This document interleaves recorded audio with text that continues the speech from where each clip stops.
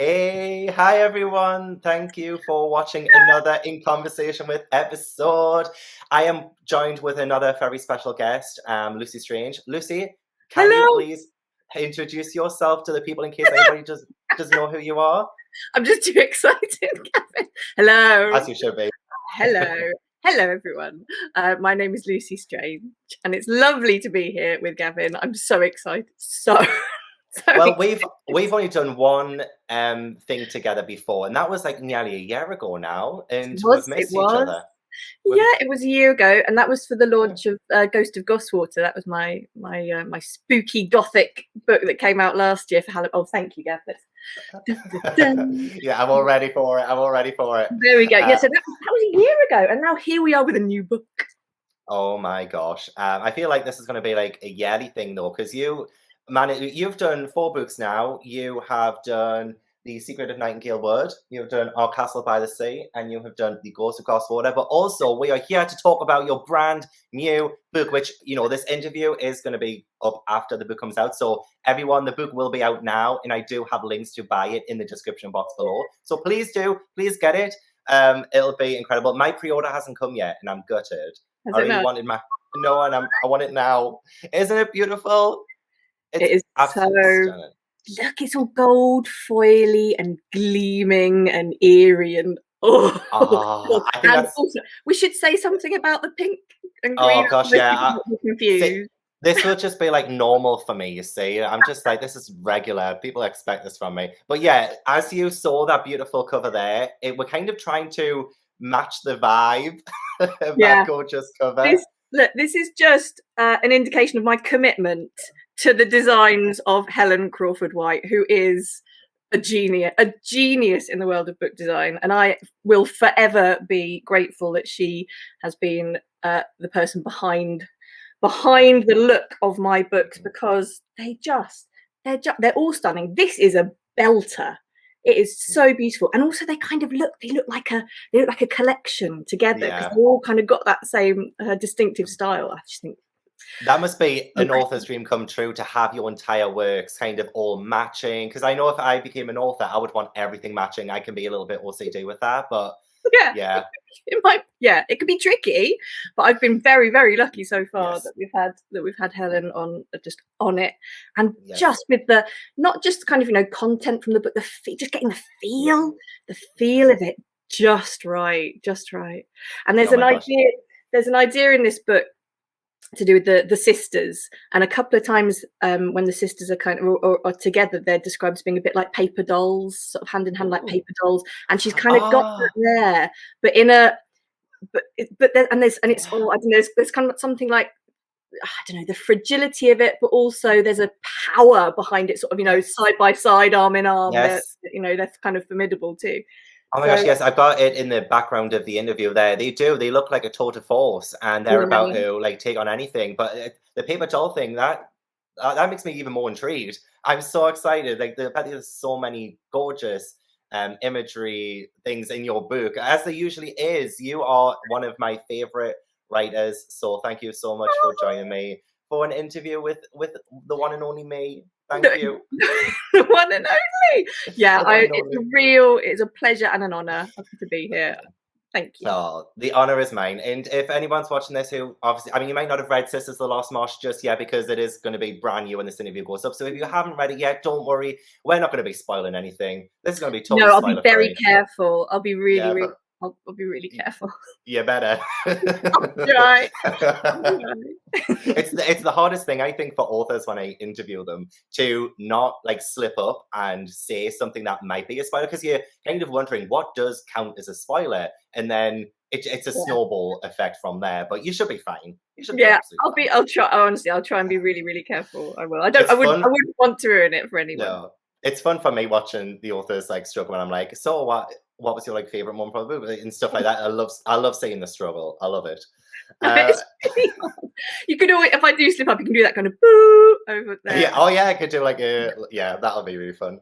Anyway, I will get started with the really random icebreaker question round that I did not prepare Lucy for. I never prepare my authors for these questions. Okay, is So it we're like gonna, high speed, high pressure?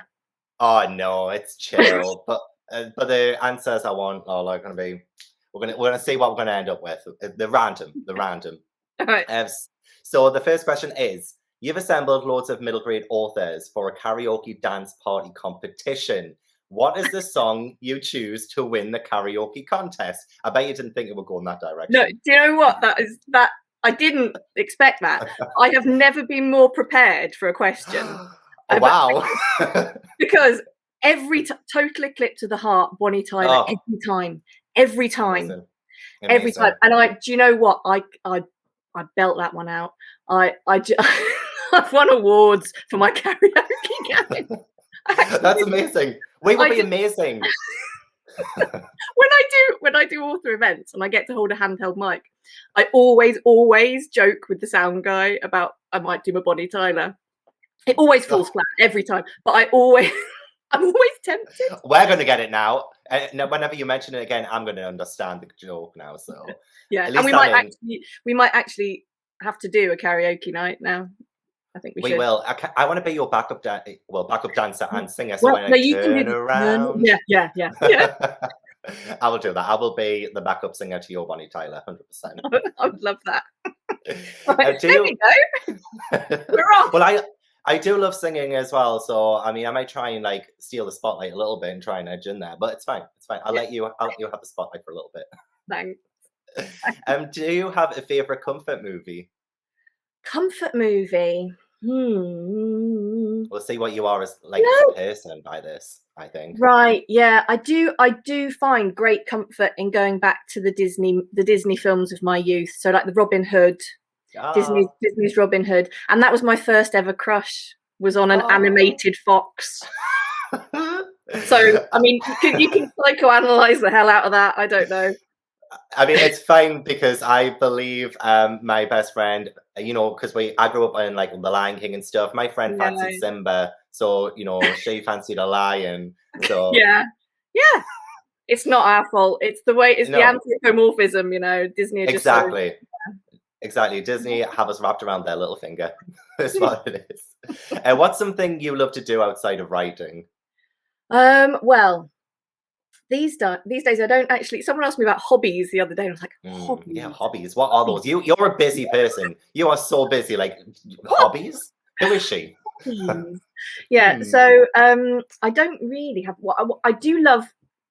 For a while before I had a child, I used to make jewelry, like book themed jewelry, Oh, called Books Bejeweled, and I used to love doing that. I used to love making. So it'd always have like clever little pendants that kind of tied in with themes of the book and that kind of thing. So I'd love to get back to that one day. But at the moment, I just love walking. I love being out in the fresh air when I can. Walking out. yeah. I live in the middle of nowhere, in the middle of the countryside, so that's a big thing for me. Oh, it'll be so nice to see, especially first thing in the morning. Can you see like the sunrise and stuff, and see that coming up Oh and yeah, over the the beautiful hills, landscape, like the mist over the hills? fields. Yeah, it's a Oh bit. my gosh, It's really important for me actually. And nature. I mean, nature's in all my books as well. Like yeah, it's always there as like almost like a character sometimes.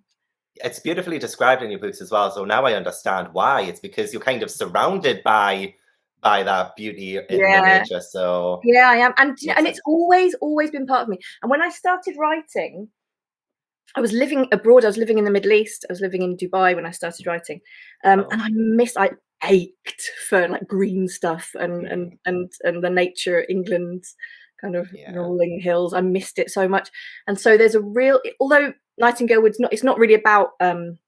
It's not about homesickness at all, but there's that sense of kind of longing and loss and sort of nostalgia and an aching for things that aren't there, and that I think was partly came from missing home.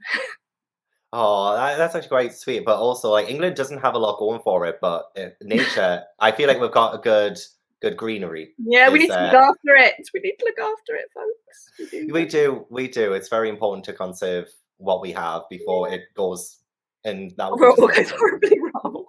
yeah, which the less said about that, the better, I guess. Yeah, yeah. Let's talk about really But great stuff. let's lose ourselves in the world of children's books. Yes, yes. Well, actually, speaking of children's books, if you were the hero of a middle grade book, what would you be like? What, like a specific book, It or could be any book. Like, would you? generic? Oh, it can be like anything you like, because I mean, you're pretty great at like historical and like having these really Yeah. atmospheric books. Like, if you were the hero of your own book, say, what would you be like?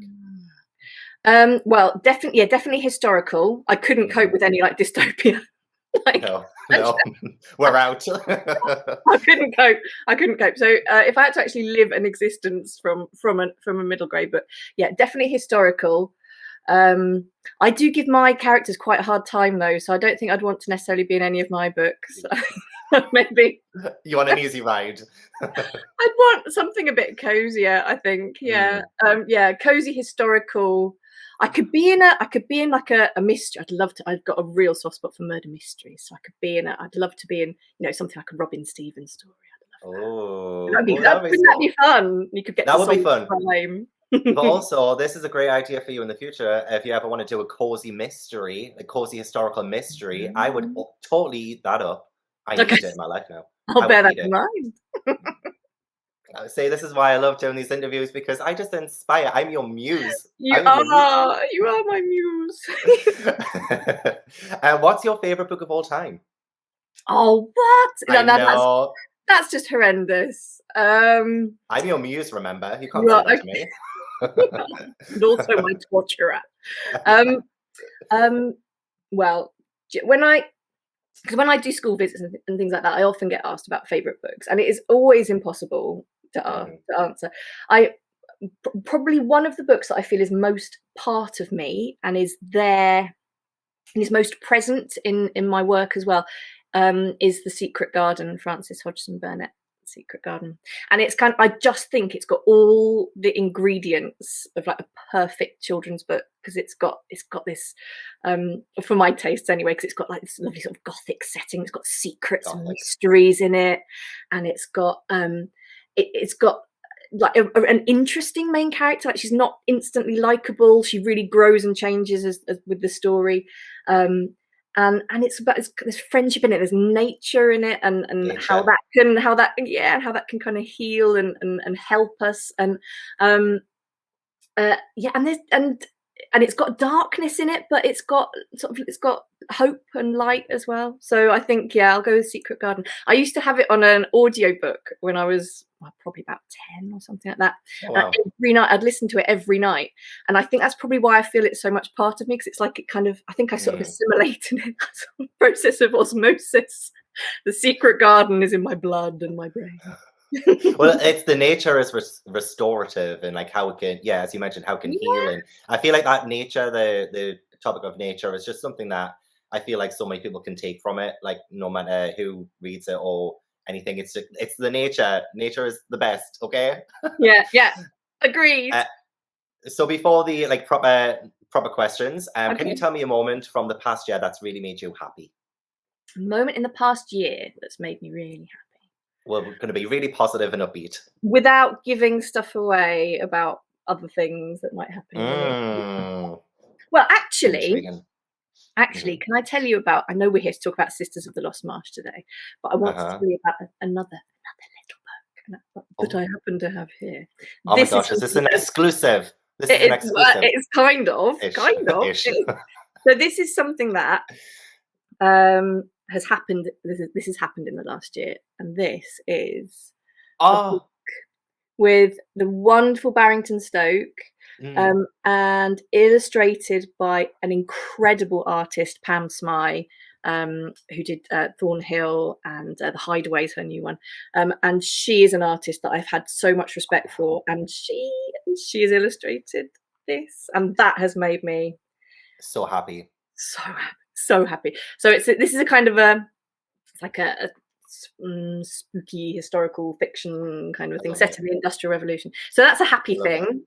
There That we is go. a brilliant thing. And Barrington Stoke are fantastic for the dyslexia friendly books. Like, and they have such Mhm. a great catalogue. Like they've had like Emma Carroll, they've got so many in the past that they've just like got in and getting these like really great quality Yeah, books out. Vashti Hardy as well. Like just so many yeah, great Barrington Stoke authors. yeah, So I'm yeah. excited about that now. I just think they're wonderful. A really, really Mhm. lovely publisher to work for as well. And I just love the idea of children's books that are so much more accessible, because Mhm. not all young readers are ready to jump onto a big thick novel when when they're about sort of 9, 10. They're not all ready, and actually, and not just dyslexic readers, just how accessible they are and how easy to get into, and that sense of achievement they get from them as well. That kind of, I read a book, I read a whole book, I read a book last night, and that's life changing. It is. It can be And it's wonderful. great. It makes them feel like they've achieved something. Like, I know, like, for, as you said, like, a lot of them are quite big and stuff, and people aren't ready for it. I get a lot of questions sometimes working in a bookstore, because the age range categories are like goes from one to the next, and sometimes you need a little bit of an in between to kind of help the transition. So Absolutely. I feel like that's kind of like the perfect way of getting kids to read and feel like achieved and stuff. Yeah.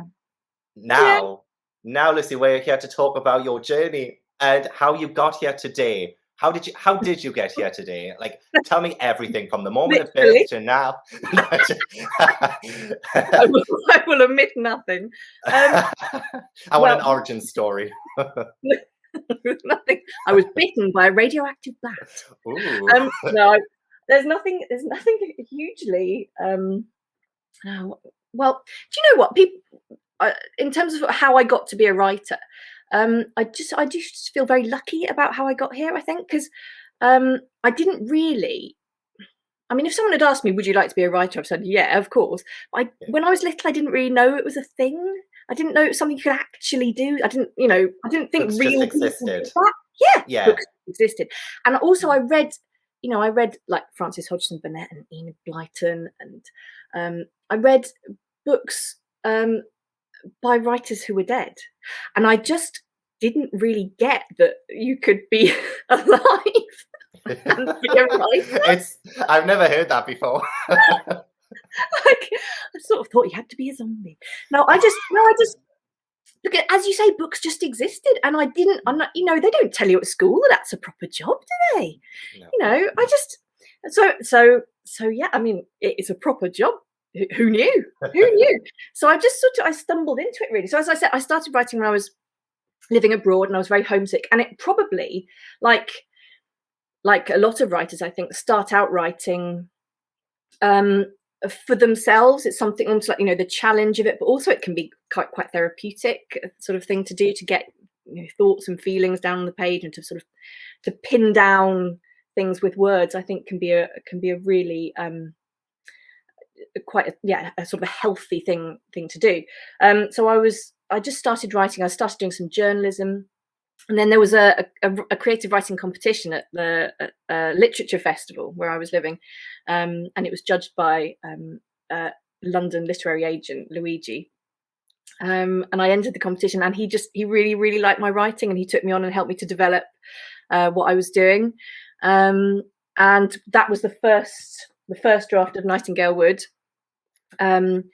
which was sort of sent off to a few publishers, and then then Chicken House just said, yeah, come and be a chicken. Want that. Come and be a chicken. And I said, yes, in our coop. Yeah, in our coop, and I'd love to be a chicken with them in their coop, and I still love being a chicken with them in their coop. They're a wonderful, wonderful children's publisher to work with. So that was that's how we got here. Oh my gosh, I love that so much. But I also love the fact that you said like writing was like therapeutic and things. I think that like probably will help a lot of people, especially after the year we've had, the year and a half we've had. Have you found that writing has been something that has like, because obviously you're very, very busy. You have so much going on. You have, like again, you do so much. So it's like a bit of an escape for you, I guess, doing like writing. It's kind of like your safe place. Yeah, it can be, particularly writing first drafts. I think because that's when you just lose yourself in a brand new story, and it can be, and I definitely have those moments where I feel this is my job, and I feel a bit guilty sometimes as well, because I'll sit down with my cup of tea and I'll feel a bit like I'm sort of skiving off. I'll go, where's the 9 to 5? Yeah, I get to write all day. Don't tell anyone, kind of thing. You should be totally proud of that. Totally proud. It is cool. So the whole journey and stuff. I mean, you mentioned that you got cooped up by Chicken House and stuff. Cooped up. Well, you're snug. You're snug with Chicken House and stuff. Cooped. Yeah. Cooped. So you did like briefly mention about like how you got published and things, but like when Secret of Nightingale you were doing the first draft and things, like did you seriously think that that was going to be something that was going to come out? Did it change so much from that initial first draft? Because that was it the first Mm. thing you ever wrote? Like I know this is the first thing you published, but first thing you ever wrote? Oh, that's a good question. It was the first thing published, but there Mhm. exists Oh, in a drawer somewhere a oh, really, really terrible comedy murder mystery novel called Who Killed Granny Biscuit. oh! I want it. It's really, and that was me seeing if I could do it. I suppose that was just like, Yeah. and just having fun and losing myself in the sorts of stories that I love. Um, so that exists somewhere. I don't know where, but it still exists somewhere. I love it. Um, and yeah, and then I thought about children's writing. So I was teaching. I was a secondary school English teacher when I was first started writing, and then um, it occurred to me that actually I knew my audience really Mm. well. I knew that audience, sort of younger readers, really really well. So I thought that's it. That makes sense. And I think I also sort of approached writing out, particularly in those in my earlier work. I thought about it from an English teacher's perspective as well. Sort of, books that you could read in a class and you could kind of you could analyze it and play with it and look at it and Yeah. look at that image there and that metaphor and how this theme is developed, and so it was a really sort of a really delightful challenge to create a story that I knew you could have fun with in the classroom as well. Is that partly why you love children's fiction and writing for children's fiction? Like, what is it about that age category of books that like draws you towards it? um I think there's lots of things. Yeah, I think just that fact that I feel like I know that audience and what works, um, and I think that I think for all children's writers, we have that nostalgia of the books that Mm. woke us up when we were that age, and to have that sort of sense of privilege of creating something that someone's going to have that real page turning, when you fall asleep thinking about a book and you wake up in the morning and you want to get back to that book straight away, and how wonderful it would be to create a book that means that much to a younger reader. So that is part of it. But you asked also about how night in terms of my journey as a writer, how Nightingale Mm. would change. So Oh yes. this is something that I think I've grown as a writer a huge amount in a very short space of time, thanks largely to Chicken House and particularly Rachel Lysham, my amazing editor at Chicken House, who's basically taken me on a kind of writing boot camp. I think, That sounds fun. particularly with Nightingale. So with my first book, so the fullest first draft of Nightingale Wood was 106,000 words long. So it was about twice what the Wow. finished book ended up as. So it was a massive, massive job cutting and refining and sort of and it was really incredibly hard. It was like sort of three-dimensional chess because I have all these different sort of plot threads that are all kind of woven really sort of carefully through the book. So if you rip a chunk out, you've got to kind of stitch it all back together and make sure that everything still works and that the twists still work and the surprises and that the clues are all still there in the right way. So that was a massive, massive job and a huge learning curve. And actually, we I mentioned about how perhaps when I started writing, I was writing for myself, and I think the biggest journey I've been on as a writer is that now it's not about me; it's about the reader. And I when I'm writing, I'm thinking about what does my reader need here? What will my reader enjoy? What am I looking for? What are the hooks that are really going to um, you know uh, grab my reader and make them help to immerse them in the story and help to entice them through. So I think that's a big part of it. I think all writers probably, this is a huge generalization, but probably start off writing for themselves and end up writing for their readers. Especially when I think you see the impact your books have on the children who read the books. But that must be like an added pressure then, because if it's moving away from you being able to write for yourself, you must feel like this kind of, well, I guess pressure, but also it must like bring you so much joy to know that this could really help a child who's reading it, whether they like maybe struggling with their family, because your books do have like a incredible like familial bond between sisters in the Yeah, latest one, for instance. They might see themselves in your books. So, but like, does that still add like a little bit of pressure when you're writing? Like, I know you can't like exactly predict how your books are going to go or like how they'll be received, but yeah. what is there pressure there?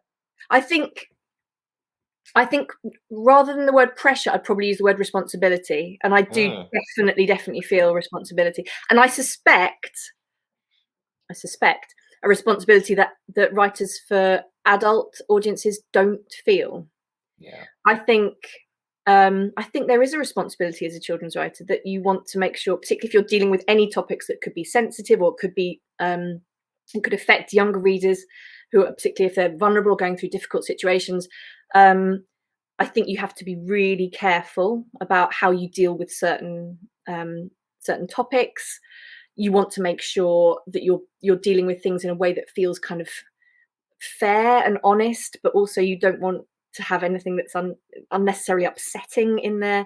And um, I think the most important thing that I feel is my philosophy as a children's writer is that there is always hope. Like there is Mhm. always, even in the darkest of times, there is a way through. There is a way through, and I think um, I feel a responsibility to show that in my work. So because obviously I do a lot of videos on like children's books and middle grade, and I feel like a lot of people have this kind of misconception that it's easy to be a children's book writer or a middle grade writer Mm, because like they think that children's books and middle books are easier to read, easier to follow, which yeah, they mm, are easier to read, they are easier to follow. But I feel like it's much harder to be a children's writer than it is to write like a young adult book or an adult book because, as you say, there's that kind of like responsibility there. There is kind mm. of a lot of kids, I mean, especially when I look back when I was a kid and the books I read, a lot of them shaped who I am today. Yeah, And I feel like that is something that, a lot of children's writers don't get a lot of credit for. So when people, anyone watching this, if you think middle grade and writing middle grade is easy, it's not, okay? It's not. Let's not have that misconception here. Obviously, Lucy works so hard. it's one of those things. It's like kind of hiding the stitches, isn't it? Like you say, you want to Mhm, create something that's easy to read and easy mhm, um, to get into, easy to access. But creating something that is like that is not necessarily mhm. an easy process. So No. yeah, it's I don't know. I think we have things to think about that perhaps writers for adults don't. You wouldn't need to necessarily consider things in the same sort of sensitive ways that perhaps we do as much for Yeah. children's books, Yeah. possibly. I'm going to get I all agree sorts of with that. people disagreeing with me now, but I just think because our readers are younger, are more vulnerable, and Mhm, and because, as you say, because when you're young and you fall in love with a book, mhm. it means it can become a big part of you and a big part of your world, and we need to get it right. Yeah, absolutely. Yeah. I mean, not to crap on any other like authors in any other age ranges, of course, No, but just to not at eliminate, all, not at not all. at all, just to eliminate the misconceptions that being a middle grade or children's writer is easy because it ain't. It ain't. And as we saw with Lucy's first book, 106,000 words. What did you end up getting Secret of Nightingale Wood down to? How many words did it 60, have? yeah, 60. 60. Six, so we cut 46,000 words. Oh I mean, my. basically a book. You cut a whole book out of it, pretty Yeah. much. Oh my gosh. Um, So, what yeah, was the biggest lesson you learned from that then? And have you applied all of that to, I guess, like you've done, like, this is your fourth book now. So this is The Lost Marsh. Like, so every single book you've done, has it gotten easier for you? Like, has each one been a bit of an easier time because you've learned so much from your first time? Or has it kind of reversed it? Like, have you had to do a whole restructuring of your writing process to accommodate the things you mm. learned in your first book?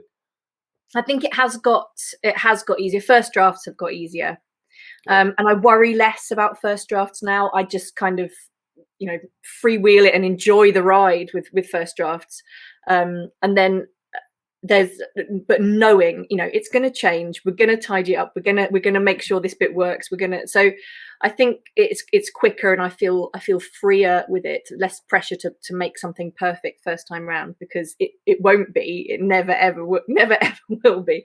um and I've definitely got quicker.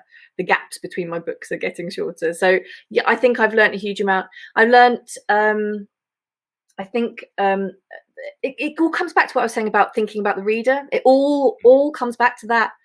And I used to, because I love language. I love playing with language. I love my writing tends to be quite sort of lyrical, because I love the sounds of words and playing with it. And quite often I'm thinking about what it would be like read aloud in a classroom, because I do my audiobooks as well.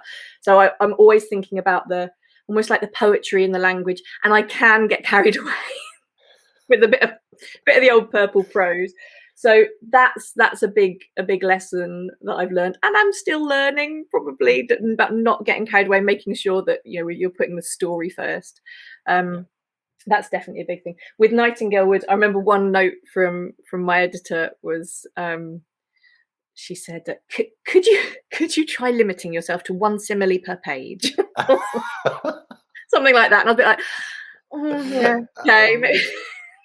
Maybe, but no. and I don't think I do. Maybe on average.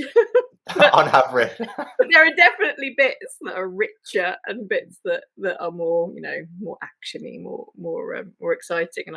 And you've also got to be aware of pace. I think shorter chapters are really, really important in children's books. So I always try and keep my chapters quite controlled, and try and make sure there's a nice kind of a sort of a stormy kind of a wind that kind of gusts you along through the story. So we've got that really nice kind of pace, and that excitement that keeps you going through it all. So you've got to be aware of that. And if there's too much in the way of description, it can slow it down too much. So yeah, all those things, weighing up all those things.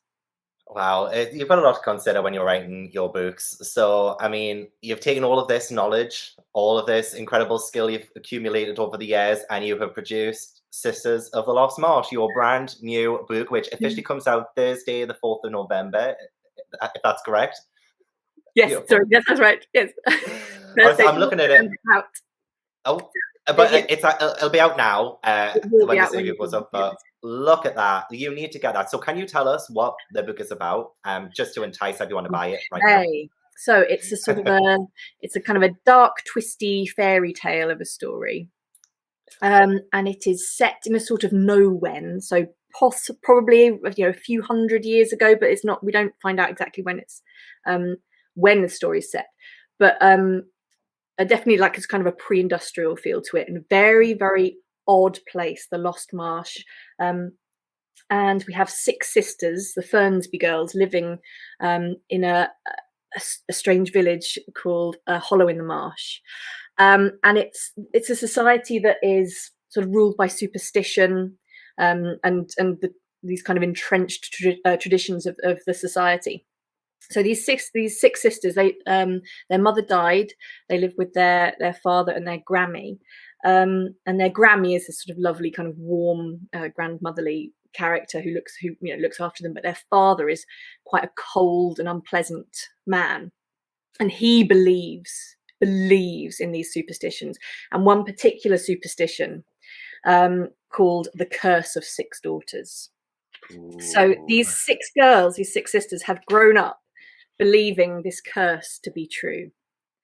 Be sure the first girl marries well, the second in the home to dwell. A third maid can do little harm if set to work upon the farm. 4 and 5 must both be wed, or 6 will bury you stone dead. Oh my God, now I know why you're the audiobook narrator. That was incredible. So they've grown up. Willa's our main character here, so she's the 3rd daughter. It goes Grace, Freya, Willa, and then there's the triplets, Dee Dee, Dolly, and Darcy. But they've grown up being told this is true. They have to do. Their fates are predestined for them, are prescribed for them. They have to marry, or they have to work on a farm. They have to do what their line in the curse tells them to do, or the 6th daughter, little Darcy, the tiniest of the 3 triplets, or she will end up burying their father stone dead. And he despises Darcy, fears Darcy, and so they've got this kind of this weight on their shoulders. But their Grammy sort of offers them a different world, a world of where stories replace superstition, and she talks about the truths that are there in stories, and that stories are a, a way she describes them as the places where we learn and feel and dream, and so she's offering them something beyond this restrictive, cruel superstition. There's a lot to unpack. There's so many things I want to talk about, actually, and probably some things that I didn't prepare you for. But I mean, firstly, I wanted to know like how the idea of Sisters of the Lost Marsh came about, because you've been, again, like you write, I guess, a book a year on average, well, ish, because you Yeah, have got roughly. up roughly, yeah. So, if, among all your busy activities, what was it that inspired you to start writing this particular story? I think, well, a lot of my inspiration comes from folklore, kind of old English folklore. And there's a bit of that in Ghost of Goswater as well, actually, the idea of like a crack in time that something kind of Yeah. creeps through. And with this, I love the idea of playing with a sort of of traditions being restrictive and traditions controlling, and about freedom and where we can find, how we can find freedom, that sort of thing, but coming from folklore. So I created that curse, but it's kind of it's yeah, to do with these old ideas, and also that sense of reverence for things that are old and traditional, that we have, I think, particularly in this country, a sense of reverence. And of course some of it is right, but in some ways, and I suppose there's a bit of a connection with some religious ideas too, but that, you know, is it how controlling, how restrictive it can be, particularly for these young characters. So folklore was a big part of it. And then landscape as well. So where I live in Kent, and quite near an area called the Romney Marsh, which is a large sort of a salt marsh between Kent and East Sussex. And it's just this, it's a really extraordinary place. It's kind of beautiful, but it's eerie, and it's vast and flat.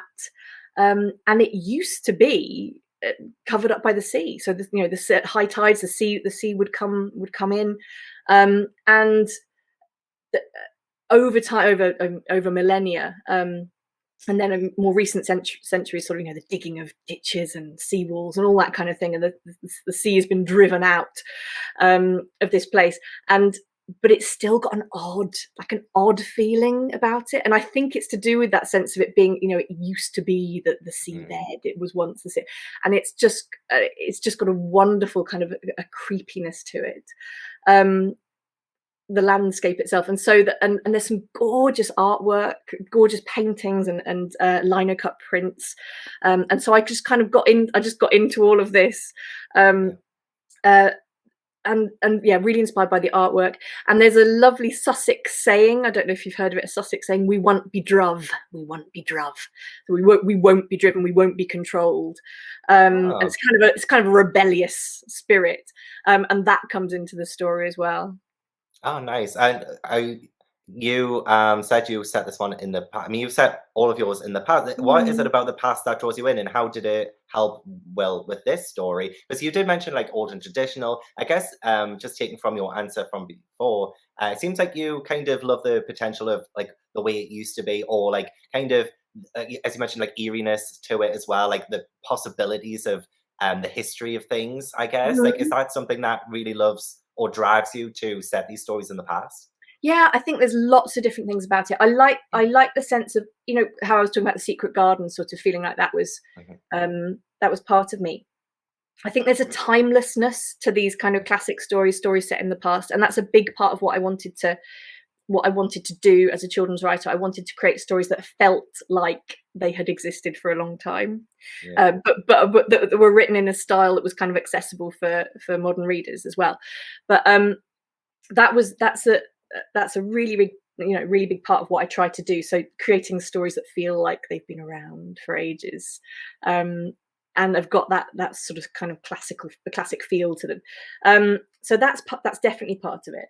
And then when you're working in a historical context, it's also brilliant for inspiration, because when you can start digging around and doing your research, and you get these ideas that just kind of spark, and like particularly, well, I suppose Castle by the Sea is my most truly historical, set during the Second World War, and there's a lot of thank you, a lot of real history in there, mixed in with the stories, of the main characters.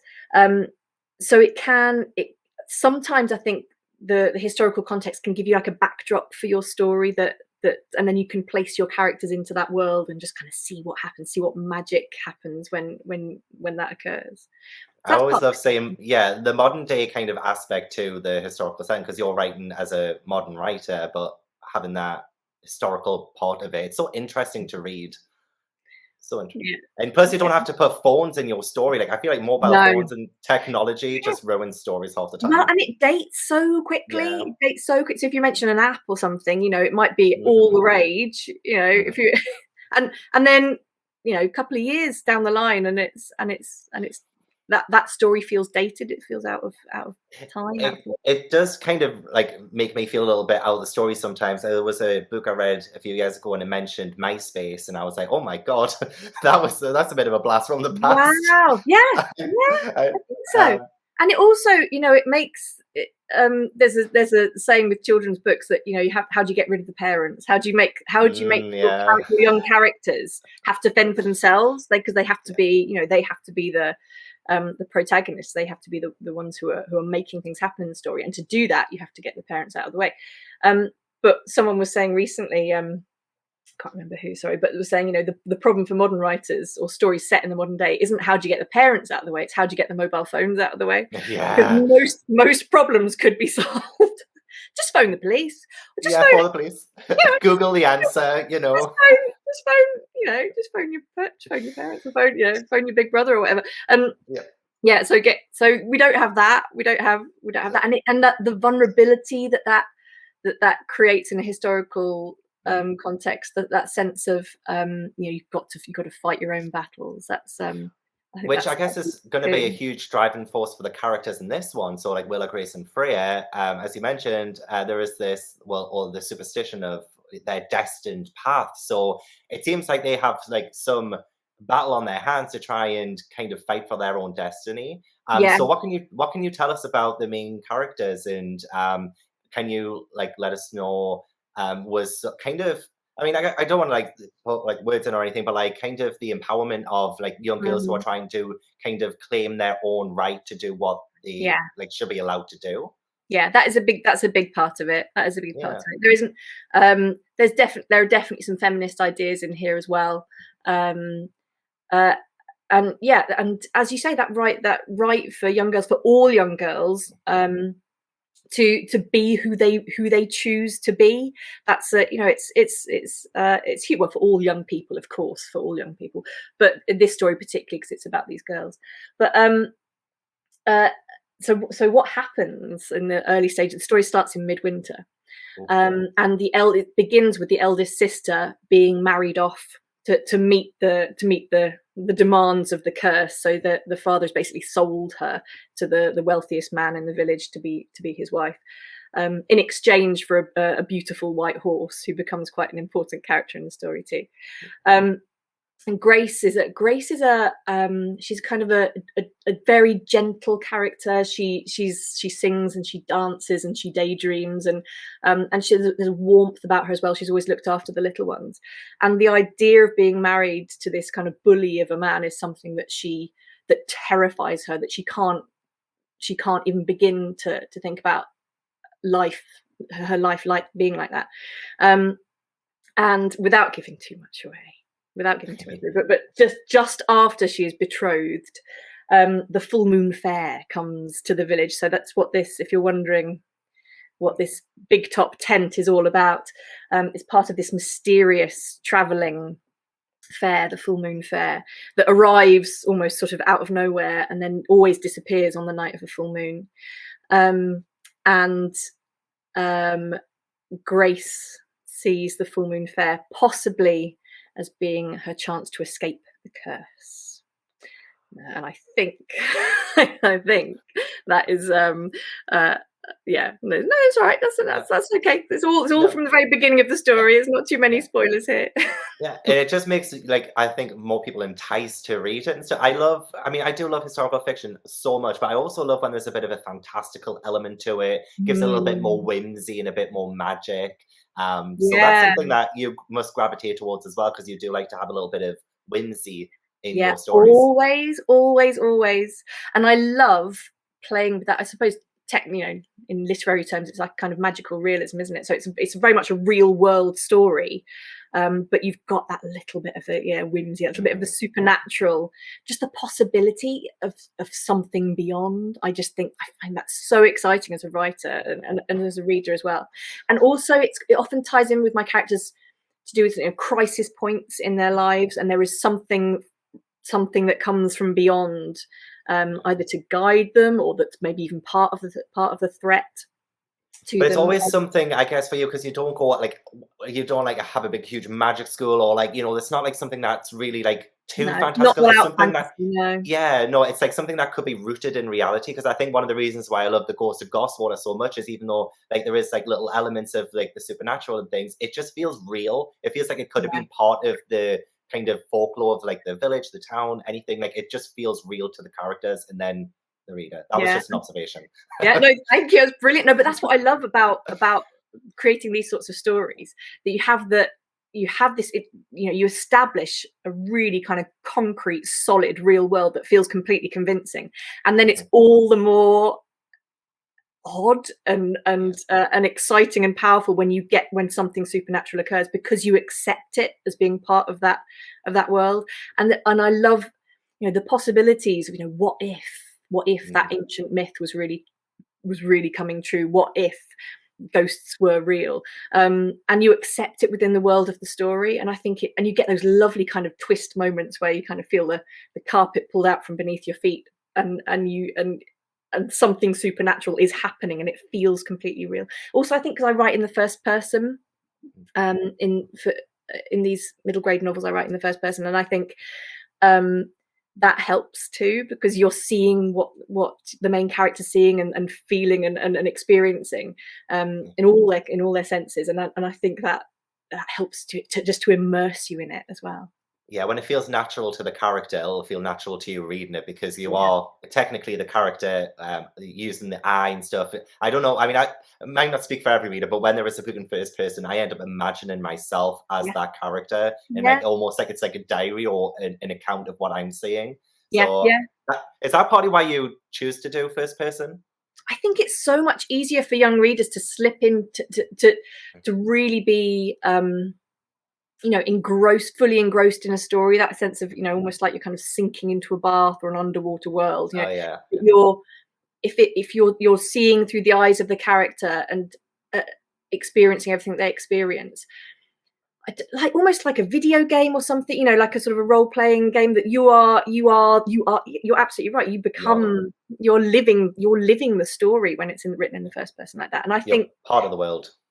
you're part of it. Yeah, I think it helps readers to get into the story and to care about what's happening to the story. It helps you with the emotional connection to the story as well. It doesn't suit all stories, and it doesn't suit all writing styles, but certainly. But for these sorts of middle grade novels that I write, I think I think it really helps, and it helps those supernatural moments to feel powerful, and to affect you emotionally as well. Oh gosh. Cool. Would you ever challenge yourself to like sort of like rewrite this as the Lost Marsh in third person, just like as a little side project? Obviously, because you've got so much free Just time, for fun. just like a little, yeah, just for funsies. Just for fun. I think, do you know, excuse me, I don't think of the stories that exist that I've created. I don't think I could do it. I don't think I could rewrite them in the third person. I think starting from scratch with a new story, Mm. it would that wouldn't be a problem. But it would have a very different feel to it. Yeah, yeah, 100%. I feel like something that really helps with these types of books, especially historical as well, because as a modern reader, sometimes they might not totally understand or get the sense of the surroundings and stuff. I feel Mhm. like having that first person also helps with navigating them across Yeah, this, I don't know, this idea that they're not familiar with. Yeah, So they're your guide, aren't they? They yeah, take you through that world. Yeah. they take you. So yeah, there is a very strong family bond. It sounds like family sisters is having like strong family. Something because I mean, what was interesting about Ghost of Gosford? Going back to that one because I love that one so much, and I haven't read Sisters of Lost Marsh yet, but I'm so excited when my pre-order comes. It's the first thing I'm going to read. Um, but Ghost of Gosford, it was another one where I think family played a very important role in it, and it wasn't as Mm. straightforward. Like in that one, it's not like a straightforward kind of thing. So is having that family like an important thing for you to explore in your stories, especially since we have now seen like different kinds of families and different kinds of ways that they are integrated into your books. Is that important for you to write about? Yeah. Yeah, I think absolutely. And um I think, you know, for every young person, and whatever their family happens to look like, however their family it exists, um it's crucial, isn't it? It's everything. The smaller you are, the larger these people are in your life. And um I think family is so important. I think all my books have got an exploration of relationships between children and parents, um, and in this one, siblings as well. I'm one of three, and I think having convincing sibling relationships in a book is really, really important, because kids will see right, and anything that feels inauthentic, anything that doesn't ring true in terms of relationships between siblings. Kids will see it through it in an instant, because they know what it's really like. So getting that right, getting that balance of warmth and affection that is usually tempered with a fair bit of kind of, contempt and humor, and getting that balance right, I think, is really important. So I was hugely inspired by writers like Hilary Mackay, who writes siblings so well, I think. Natasha Farrant Mm, does as well, and Laura Woods. So mm, I think getting those sibling bonds right is really, really, really important.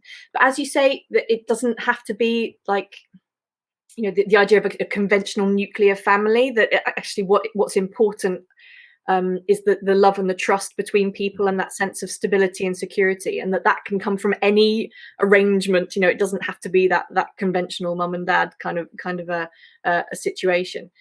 um, and with all my characters, the relationships are complex, Yeah. with their close families. But love and trust, I guess, is the most important thing in these characters' lives, and I love that idea. I love that message. And I mean, one thing I admire so much is that you do the audiobooks for them as well. So you just did the Sisters of the Mm. Lost Marsh audiobook. One, how did that go? And two, how do you prepare for these audiobooks? And like, what's the process like? Do you enjoy doing them? Yeah, I do really enjoy doing them, but I also feel like no one else could do them right, and that sounds awful. And I know there are so many brilliant actors who would do them absolutely beautifully, but I just feel almost like protective of it, because I feel I know my character, I know what they sound like. Um, so I think because I worked as an actor for a few years before I became a teacher. I Now worked it makes sense. You're so so theatrical. I love it. I love it, but it makes sense now. oh, okay, thanks. So I did, yeah, I worked as an actor for a few years, and I trained as an actor. And it wasn't for me. It's a really hard thing to make a success of anyway, but it wasn't for me. I was actually quite a nervous performer. But what I loved the rehearsal process, and I loved the Mm, creating of characters and so on. So I've taken that stayed with me. And that's obviously, it's part of my writing. When I'm writing, I'm kind of acting out the stories as I go along, yeah. which can be quite exhausting and also I can embarrassing imagine. on trains, when you're doing like the kind of, and tears running down your face, and then like, oh, oops. We need Um, videos. We need videos. yeah, that'd do well on TikTok, wouldn't it? Me, Yeah. me sobbing onto my laptop. Um, Yes. Viral. um, yeah. So that all come all that's all big parts of it. So I had to audition to do my first audiobook, Nightingale Wood. I had to audition for that and send off a recording. And then since then, I've been doing my own. And I've won a couple of awards, Gav. I won in like the Audie Award in New York. Oh. If I could have gone, I'd have got to walk down a red Oh. carpet and so on. But but it's something I love doing. And yes, absolutely have to prepare for it. Probably I'd prepare for it less than I would have to if I was just an actor getting this book cold, because I already know the story and I know the characters and I know the feeling that I want to create with it. Yeah. But yeah, the voices. So this book, because it's set in a sort of a fictionalized version of a Sussex, um, so there's an accent. So I sustained this accent. I don't know if should I do it? Yes, please. You've said it now. You have to. Okay, I'll read a little bit of it. I am looking into the eyes of an enormous white horse called Flint. They are glossy brown, like puddles after fresh fallen rain, with long black eyelashes. I hate him, this big stupid creature we've been given in exchange for my eldest sister. Silas Kirby brought him over to our farm the morning after the betrothal. That's a good ploughing horse for you, Nate Fernsby, he said. That's a good anything horse, Dada replied, squinting into the cold sunshine and stumbling down the steps. He looked the horse up and down and nodded, impressed. Then he said, check him over for me, Willa. So that's just from the first page. But it's so I sort of sustained an accent, and I did do my research to make sure I got my vowel sounds right and all that kind of thing. But what was weird was after two whole days in the recording studio speaking like that, I couldn't stop. I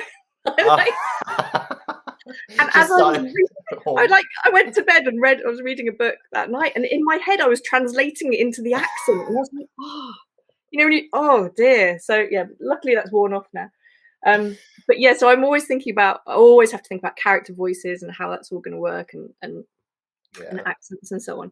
But it's a really lovely thing to do, and it's and I get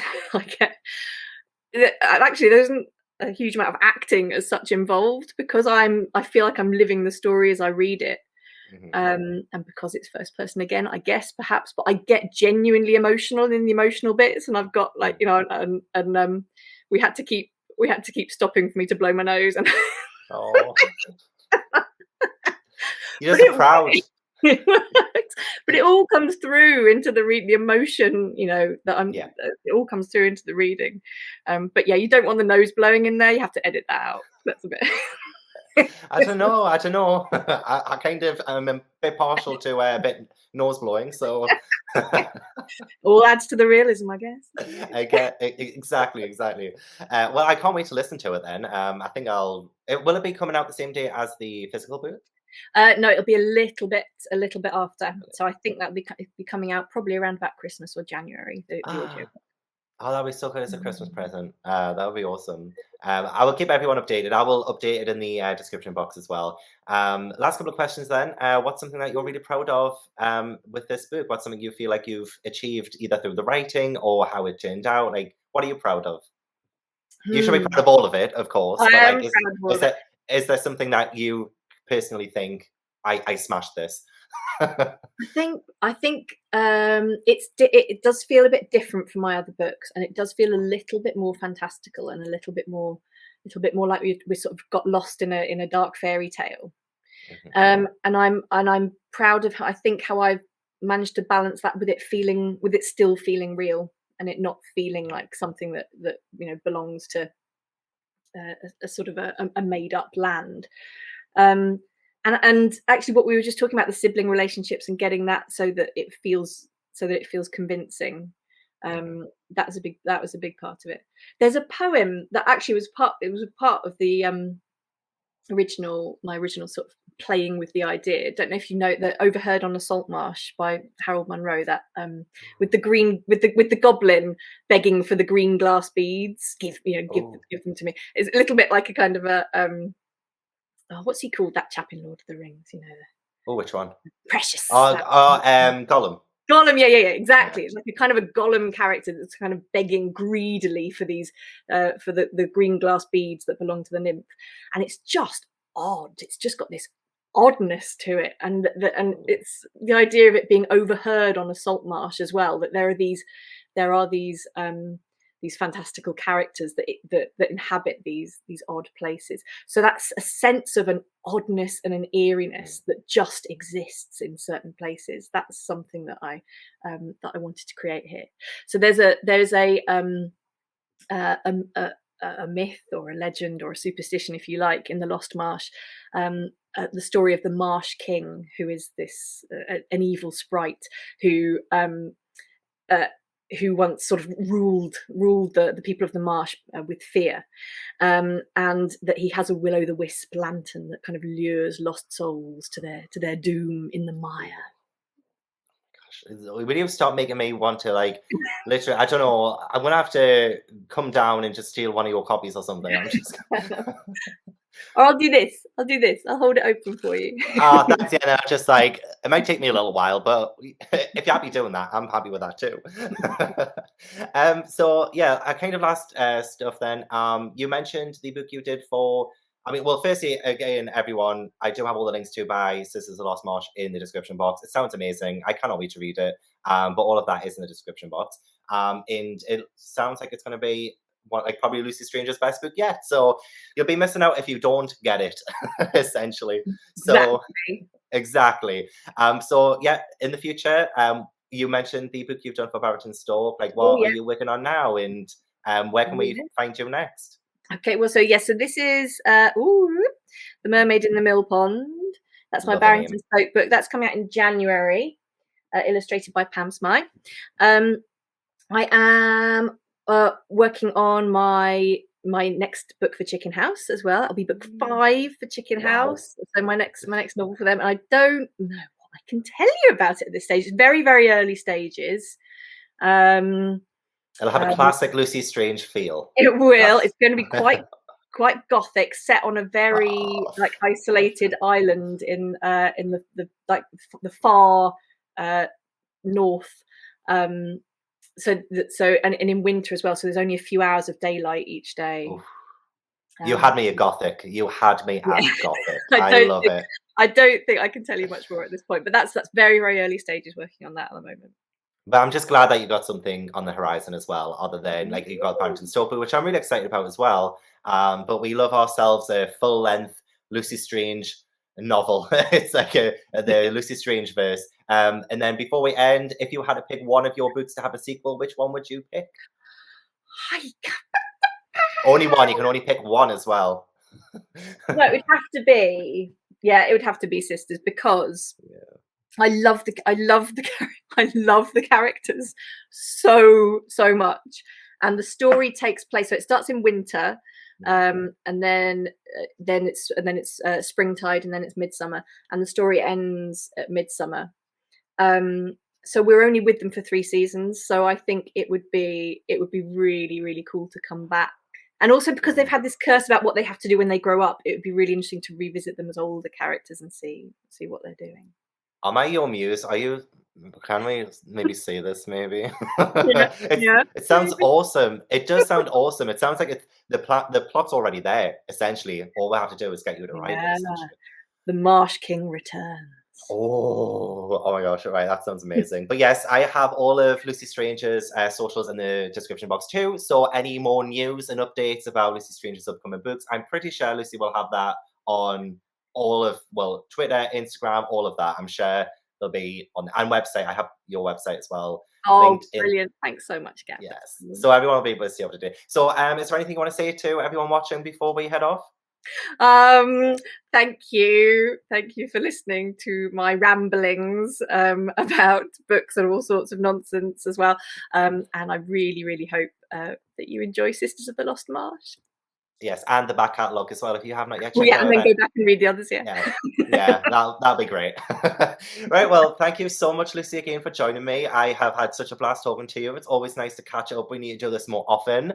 Yes, and yeah, so thank you everyone for watching too, and I will see you in the next interview. Bye, everyone. Bye. Bye.